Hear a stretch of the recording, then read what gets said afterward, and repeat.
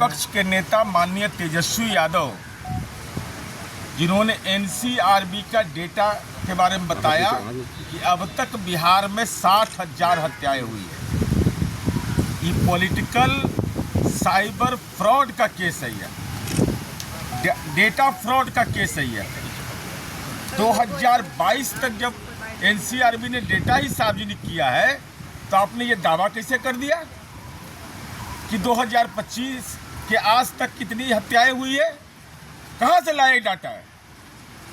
ये तो सीधे तौर पर फ्रॉड की बात है भाई। जब 2022 तक डेटा 2023 में जारी होता है तो तेजस्वी यादव ये डेटा कहां से लाया? आपने बिहार के अंदर में ये भ्रम पैदा करने की कोशिश क्यों की? और हम यह जानना चाहते हैं, 20 वर्ष का तो डेटा दे रहे हैं, आपके माँ पिता साक्षात विराजमान हैं, श्वास भी सही है, स्वस्थ भी है, तब 20 वर्ष में तो आपका फॉल्स डाटा है।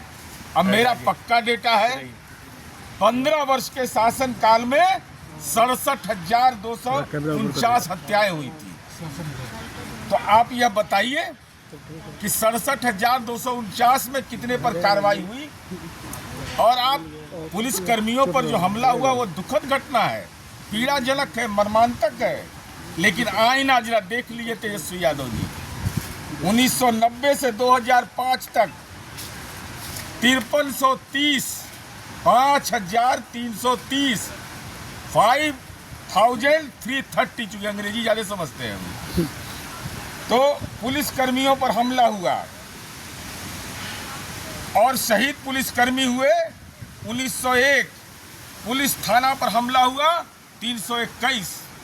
जरा अपने माँ पिता से पूछ लीजिए स्पीडी ट्रायल हुआ कि नहीं? क्यों नहीं हुआ स्पीडी ट्रायल?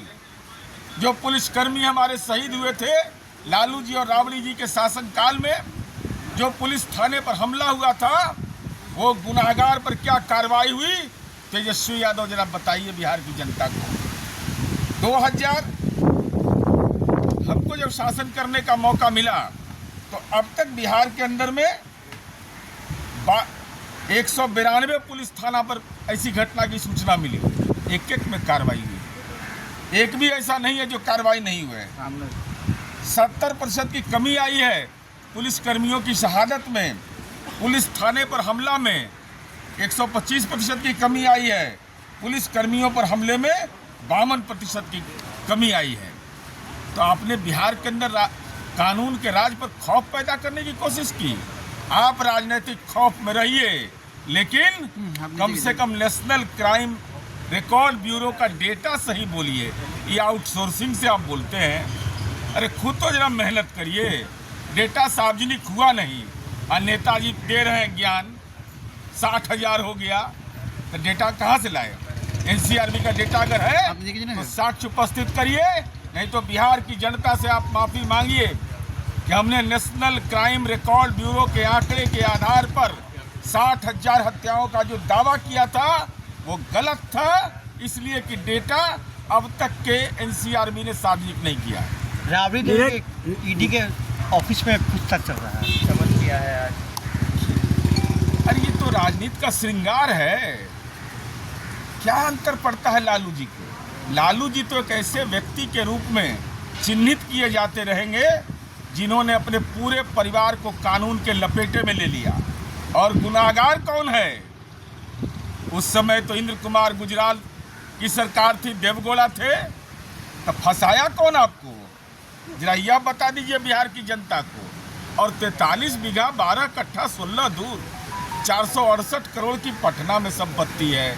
गोपालगंज से लेकर के जहाँ जहाँ, और अपने सगे भाई को भी नहीं छोड़ा, मंगरू राय के परिवार को नहीं छोड़ा, अपने चाचा को राबड़ी देवी के चचेरे भाई या चाचा थे नाटा चौधरी, उनके परिजन से नौकरी के नाम पर जमीन लिया। तो लालू जी आप तो याद किए जाते रहे होंगे, किए जाएंगे कि आपने पूरे परिवार को न्यायिक लपेटे में ले लिया।